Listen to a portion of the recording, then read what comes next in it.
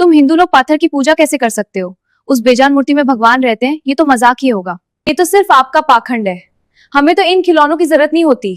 देवी, आपके प्रश्न का उत्तर मैं जरूर दूंगा, लेकिन क्या आप वो सामने वाली तस्वीर यहां मंगवा सकती हैं? जरूर, ये मेरे स्वर्गीय पिता की तस्वीर है। मैं उनसे बहुत प्रेम करती हूँ। बहुत सुंदर तस्वीर है। अब मेरा आपसे एक छोटा सा निवेदन है, इस तस्वीर पर थूक दीजिए। व्हाट? आप क्या कह रहे हैं स्वामी जी? ये मेरे पिता है, मैं इनका अपमान कैसे कर सकती हूँ? इस पर सिर्फ रंग लगे हैं, इसमें न जान है न ये बोल सकता है। इस पर थूकने से आपके पिता को कैसे चोट लगेगी? थूकिए। स्वामी जी, ये सिर्फ कागज नहीं है, ये मेरी पूरी दुनिया है। इस तस्वीर को देखकर मुझे उनका प्यार याद आता है। आप मेरी भावनाओं का मजाक उड़ा रहे हैं। बस देवी, यही बात मैं आपको समझाना चाहता था। जैसे ये तस्वीर सिर्फ कागज है, पर आपके लिए आपके पिता हैं। इस तस्वीर को देखकर आपके मन में प्रेम आता है।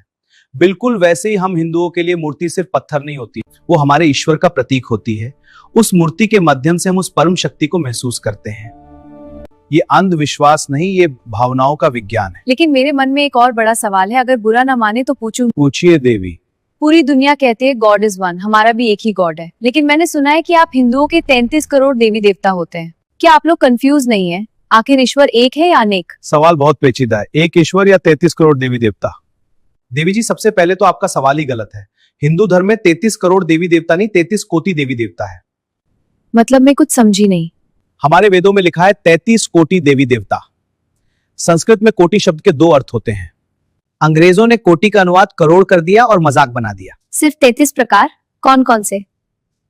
सुन लीजिए ध्यान से। 12 आदित्य सूर्य के रूप, 8 वसु प्रकृति की शक्तियां, 11 रुद्र चेतन शक्ति के रूप और 2 अश्विनी कुमार, कुल मिलाकर टोटल 33। ये वो शक्तियां हैं जो दुनिया को चलाती हैं। बाकी सब इन्हीं के अलग अलग रूप हैं।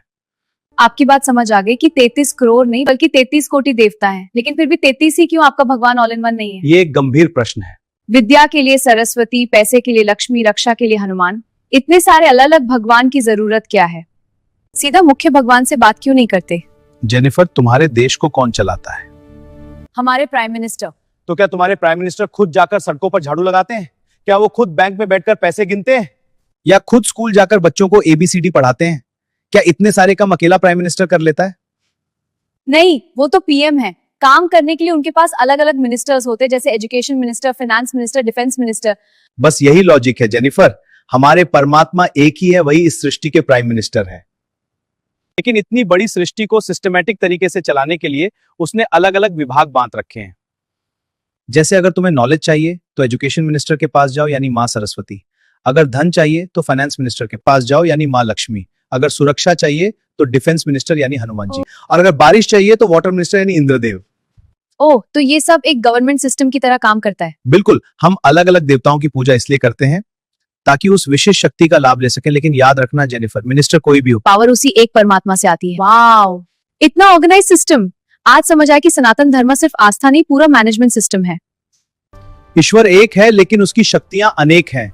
सही चैनल चुनिए, अर्जी जल्दी सुनी जाएगी।